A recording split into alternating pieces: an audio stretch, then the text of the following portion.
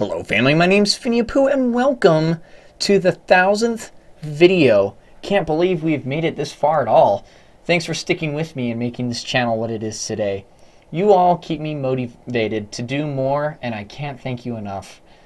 A lot of you seem to like getting to know me, and what better way to do that than to give an explanation of my life for the public eye to see, and to at the same time show off my horrible artistic skills. I was born December 29th, 1994 in Portland, Oregon. I don't know a lot of details about my birth, mostly due to the fact that I was adopted almost immediately after I was born. I was named Peter Anderson after my great-grandfather on my mom's side. I don't recall much of my early life outside of the fact that we lived in a small town called Corvallis, home to the worst college athletic teams known to man, the Oregon State Beavers. Don't at me, sorry honey. When I was about 2 years old, we moved from Corvallis to the home where I lived the majority of my life, in Salem. That same house has made a few cameos in videos of mine. You might have recognized it. At the time, the house was very much in the outskirts of town, part of a community, but much more rural than suburban. I spent a lot more time outdoors playing in 2 fields next to my house than I spend outside now, being that I am now a vampire that spends most of my time behind a screen. Family-wise, there was me, my dad, and mom, and my brother, Jason, who I shall lovingly call Buttface right now. So if you're watching, Jason, you are a Buttface. Love you, bro. Spent a lot of my time traveling, whether it was a small amount or a large amount. Growing up in my church, my dad was part of what was called the stake presidency. Stake spelled S-T-A-K-E, not S-T-E-A-K.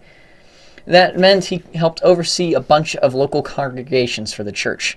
However, our stake was fairly large and covered from where we lived all the way to the coast. And you might have guessed it by now, his main responsibility was to the congregations on the coast. Now not that we were complaining, of course. It was a long trip for a kid, but worth the ocean view. Our main travels would usually consist of going to these wards, as they are called, with him giving sermons on occasion and helping out the ward as best as he could. I spent a lot of weekends getting to know new kids in Sunday school classes, where I would fidget and generally be a nuisance. However, the majority of our travels would rarely leave Oregon or Southwest Washington. There was one trip we took to California when I was 3, but I don't remember most of the details of that trip, so I won't cover it. There was also a couple of major trips we took to Utah to see big church broadcasts and take tours, but they should probably be included in a video of all their own. Growing up, I loved music. I started playing piano when I was 7 and quickly got introduced to several levels of competition, where I would perform solo pieces, duets, and concertos. I played a lot of piano, going as far as playing in church youth groups and even just for fun. In fact, the first video I uploaded on YouTube was of me and a friend of mine playing in a state competition, so go check it out after this video. I also played in a middle school drumline for a year, played in percussion section for 2, and briefly dabbled in organ. I grew up in a Christian environment, even went to a Christian elementary school. I wouldn't go over many details, but it didn't end up being the best of schoolings. I jumped into the public school system when I was in 6th grade, and that's when things went south for my life. My grades started slipping, I couldn't focus well in classes, or flat out didn't care about what was being taught. I would have to fight myself just to get homework done, and even if it did get finished, I would struggle getting it turned in. I started losing interest in music throughout middle school and thought that sports would be a great thing to gain interest in. I had a particular interest in American football and decided that's what I wanted to play. So in my freshman year of high school, I decided to join the team. I wasn't spectacular at all, didn't score a single point, and spent most of my time in the sidelines doing nothing. It was sad. I was sad. But that was the norm for me at this point in my life. It was unfortunate, but when I was sad, I was sad. The bullying from my early morning church classes before school didn't help either. It was during this point I decided enough was enough. I was no stranger to loss in my life. Heck, at the time of me writing this script, I found out that somebody I loved was passed. And between the losses, the bullying, the sense of failure, being an outcast because of my beliefs, and the imbalance in my head, the easiest way out seemed to be a dark one. Normally I don't share this story at all, let alone on the channel or with many people in general. The reason I'm sharing it right now is because it was one of two major turning points in my life. I determined when and how I wanted to meet with those I'd lost. I slipped out of the early morning church class seemingly unnoticed and started walking to where I needed to go. I had barely left the parking lot when a car pulled next to me. The person in the car was the stake president, who had just left meetings at that church building that I had just left. He took me to the school that I was going to and had me contact my parents, who got me the help I needed. The right person at the right time literally saved my life.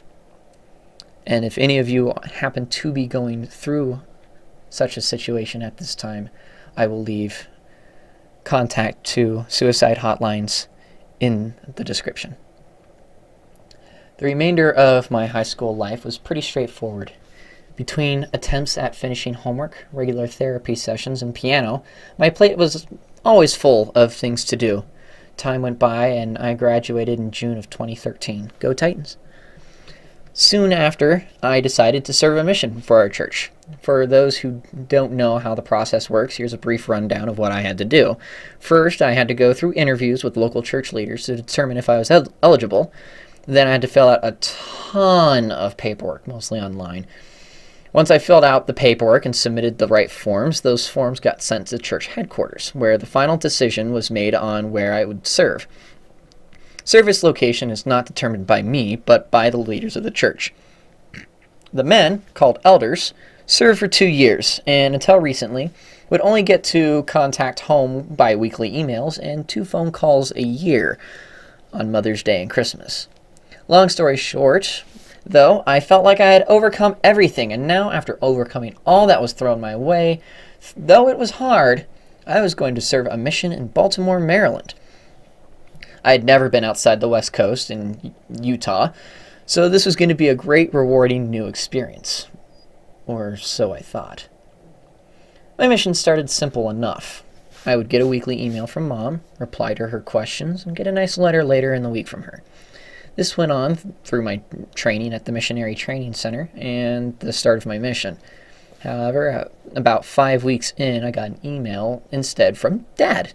Didn't think much of it and was very grateful he took the time to write. I got a letter later in that week from Mom, as normal. And then the next Monday, another email from Dad. Strange that it wasn't Mom, since it had been up until last week. Then I got a call from the mission president, the person over the entire mission in that area of the United States. He said he wanted to meet, which usually means one of 3 things. 1, you're being moved to a new area. 2, you messed up big time. Or 3, something horrible had happened, and you need to be in person for some really bad news.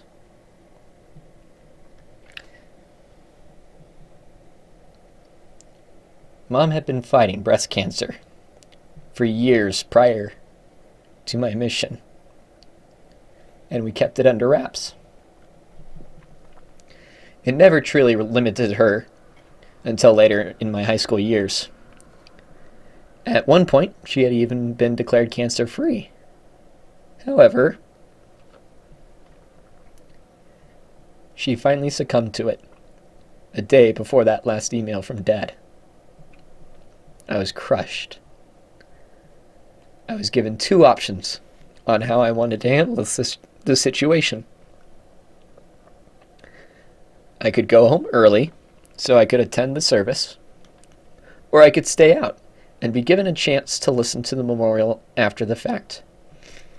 I chose the latter, since I thought it would be what Mom would have wanted.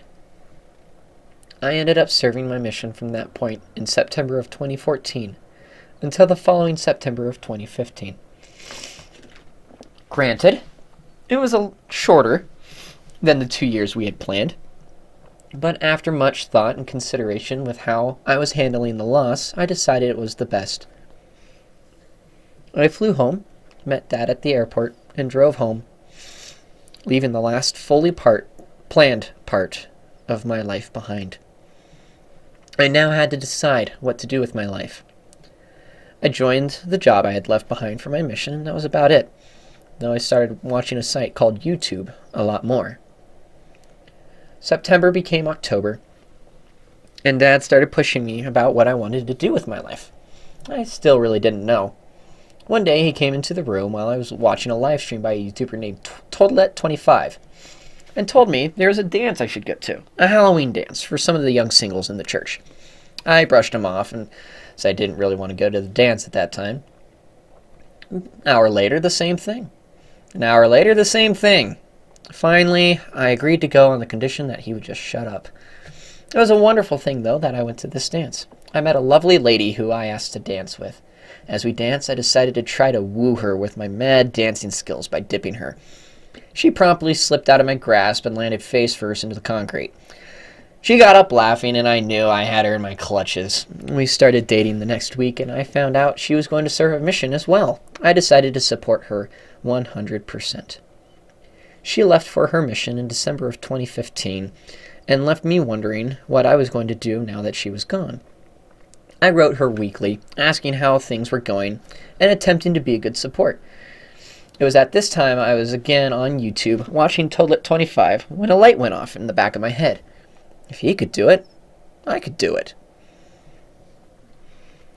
So I started to research how to record videos and started making my logos and channel art.